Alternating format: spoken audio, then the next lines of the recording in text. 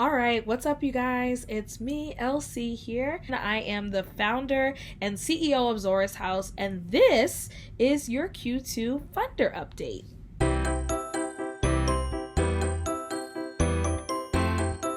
So I probably won't do this for every single video. However, you get to that point, that point when somebody sends you a text message and then you don't respond for so long that you have to actually recap the entire conversation that you were having 3 months ago before you can actually respond. That's just kind of what's happening right now, because it has been so long since I've done one of these donor updates that I feel like I need to reintroduce what this series is even about. So if this is your first time watching one of these videos, or you have previously watched videos but it's been so long that you're literally like, LC, I can't even recall, what are you doing this for?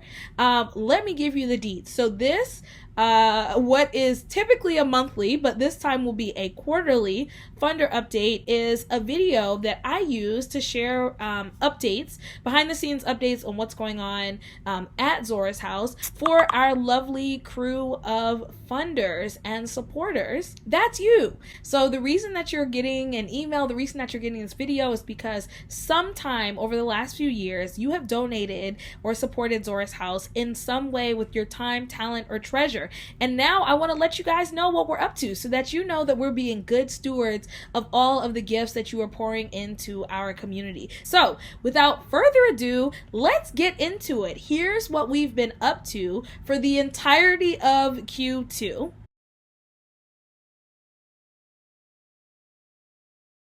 So first and foremost, we spent a lot of this second quarter, that is April, May, and June, really adjusting to being a team of 3 full-time staff people. Now, you guys may know that earlier this year, although Zora's House has been open since 2018, I only became full-time CEO of Zora's House in January of this year, 2021. So all of this time previously, I have been running Zora's House with the help of a very lean team of volunteers and part-time staff, all the while juggling another full-time job and multiple babies. I've had multiple babies. And so this year was the first year that not only have I been full-time, but we've also hired 2 full-time leadership fellows who are awesome. And we spent most of this quarter really getting to know each other as a team. And so, what that looked like for us was really sitting down and articulating how we wanted to be with one another, really being intentional about both the work that was getting done and how it was going to get done. It also meant, from an organizational perspective and for a leadership perspective on my end, really thinking about what does it mean to manage a team and build community and build investment, and co-design the work of Zora's House. So we asked a lot of questions of ourselves about, what does this mean for hierarchy? What does this mean for communication? What does this mean for employee policy? And those have been all the questions that we've been grappling with. This has looked a couple different ways, but there are some highlights. So first and foremost, if you hadn't had a chance to meet or see our announcements about our leadership fellows, they are pretty awesome and they're doing really good work at Zora's House. Hello, my name is Jamie Jackson. My name is Tasha Lomo, and I am the Programs and Partnerships Fellow for Zora's House. Yeah. To really have a hand in helping to uplift and uphold the culture of Zora's House has been amazing. From picking the ambassadors to us maintaining our relationships monthly with our ambassador dinners, having a great relationship with my boss, LC Johnson. She's been the greatest boss I've ever had, and she's a great friend to me as well. We're always jabbing at each other, but it's really fun. So that the work environment has helped me stay, not only those personal relationships, but I feel like I've grown as a professional. Within my leadership, I've grown, and I just keep challenging myself. I first got involved, well, Jamie pulled me in, of course. But I first got involved because I was just in a place where I was really looking for my community and just felt like I didn't really fit anywhere. So I signed up to be an ambassador, and I absolutely loved it. I met so many different women of color that I just didn't know lived here. I was like, oh, I didn't know you lived in Columbus. And so it was really awesome to just connect with different women of color in the area. And I honestly feel like I wouldn't have met them if I wouldn't have come to Zora's house. You have the folks that are really, really connecting with one another, making friends, developing those deeper relationships. And then you have those really, really professional women that have their heels on with their briefcase and their blazer, and they're just badass. And then you have the people more like me that are kind of laid back and chill with their sweats on and all of that. And it's just a culture where all of that is welcomed and all of that is embraced, and you just feel really, really carefree, like a weight has been lifted off of your shoulders. So that's the best way I can describe Zora's house culture. And I think one of the things that I am most proud of, I actually posted a Facebook status some time ago. This was of a random moment a few months back when I ended up helping one of my coworkers, one of our leadership fellows, with her hair because, we were having a meeting and, she asked me if I knew how to wrap hair. And if you ain't black, just look it up. But she asked me if I knew how to wrap hair. And so we're having this full meeting, having conversations while I was literally wrapping her hair. And I posted this picture on Instagram. And I feel like the caption really sums up how I was feeling and why this moment was so impactful for me as a leader. When your entire team is black women and you take a break from work to wrap a colleague's hair, LOL.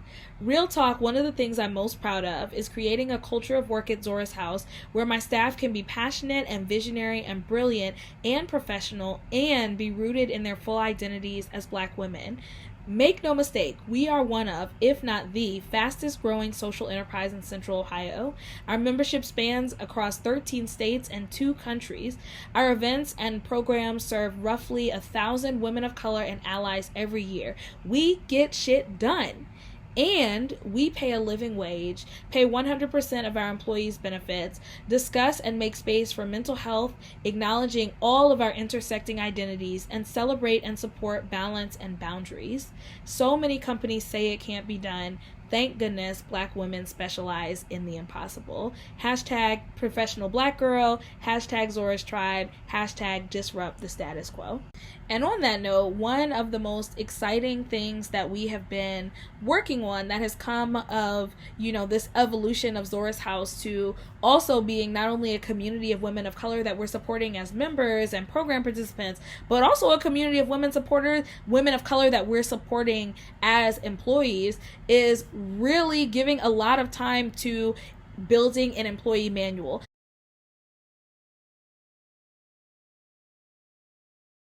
Now, if you are like me and you just heard the words employee manual and you were like, dog, I feel so sorry for you. I'm so sorry you're having to do this right now. I understand. I am not about creating manuals. You can ask any of my friends. You can ask my husband. I am the most go with the flow, we'll figure it out, don't nobody need any rules or manuals person you will ever meet. But what has been so crazy and such a revolution to me as a leader is realizing that oftentimes creating policy and putting policy in place is a tool of justice. And I never really recognized that. But as I started thinking about it and as I started working with, my staff and our community to create our employee manual, because y'all know we don't do anything the regular way. We didn't just put it off on HR. First of all, we don't have HR. But even if we did not just put it off on HR. This became a whole community project to determine what the culture of Zora's house is going to be and how we live that culture every day as employee and staff of Zora's house. But not only was I, have I been really astounded by the process that we've created for this manual, but in the process of writing the manual, it was one of those moments where I sat down and I said, you know what? Putting these things on paper, like writing out the policies, writing out the expectations, it really addresses a power dynamic when somebody is in a more junior position in organization, to be able to have it stated really clearly, like what your rights are and like how to engage in certain ways, what to do when you have complaints, whereas I've always been somebody who's like, oh, it's cool, like we'll just figure it out, we'll just talk about it. That is not an option, depending on what the power dynamics are at play in organizations. And I think especially for Black women, it's the same as a few years ago I read an article that talked about how, a lot of Black women benefit for more formalization in academia and other professional settings where people have to use their titles, because otherwise, oftentimes their titles and their leadership is dismissed. And so whereas I'm usually somebody who's very informal, I really understood why that extra formalization was necessary. And similarly, when it comes to policy, really thinking about how do we really define the expectations and let people know what accountability looks like, not just for them, but for higher ups, is important. It's a tool of transparency. It's making sure that we are creating an equitable space. And so all of that to say, turns out employee manuals are mad important, and we really wanted to create something cool. So we put together an entire committee that was made of myself, one of our leadership fellows, several Zora's House members, a couple board members, and we actually started off by asking just an open question about what are the values of Zora's House? When you think about Zora's House, what do you think of? And it was so cool to just see some of the words that came up. People talked about rest, they talked about self-care, they talked about eagerness and vulnerability, being in process. They talked about things like kinship, and freedom, and enoughness just as you are, peace and understanding, safe amongst family. So we took those values and we said, okay, what are the themes here? And we took those values, put them into themes, and from there we actually emerged the values themselves, and we came up with 11 values that I am so excited about. I'll make sure to link below this video so that you can check that out, and have the opportunity to explore those, share your thoughts and comments. But not only did I love what we came up with, but I love the process it took to get there. And that is kind of like a microcosm of why this whole document was important in the first place, which is that we know the work that we're doing is so important, but it's not just about the work itself, it's also about how the work gets done. And so this was a huge focus of ours this last quarter, and am so excited to share the results.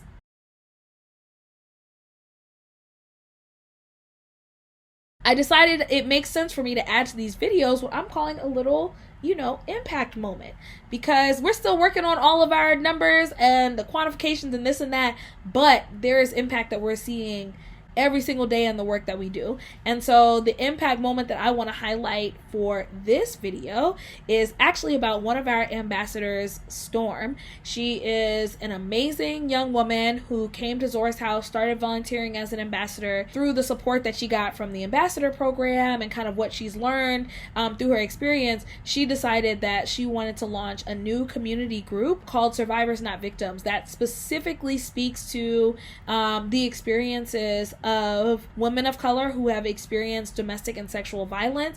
But what is so amazing, y'all, when she was talking to a local news agent about the work and why she was launching it at Zora's House, that she said this thing about how Zora's House reminded her of the magic that she had inside of her, and that is something that she wants to make sure that every survivor of sexual violence has. And it was so powerful to read that, because that is the work that we're trying to do. Like, the fact that she said we were that reminder, we didn't put that magic in her, we just reminded her that it was there, and then provided her with the tools and resources and support she needed, both emotionally and logistically, to help her launch that program so that she could pass that on, that feeling and that reminder on to other women of color in our community.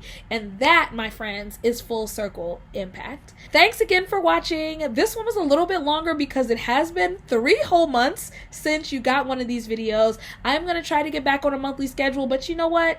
I can't promise it. Stuff is crazy. We run a whole organization. But I do miss you guys when I don't get a chance to come on here and share what's going on. So I hope you enjoyed this.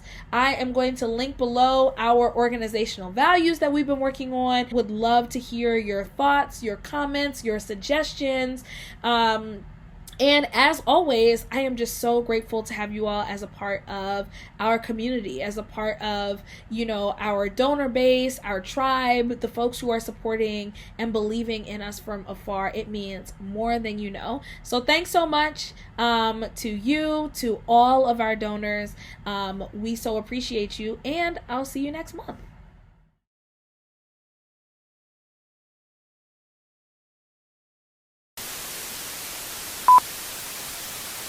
All right. Okay. State your name. Hello, my name is Jamie Jackson. That was fine. I just realized that I have not thought about any questions to ask you, so I'm now on the spot.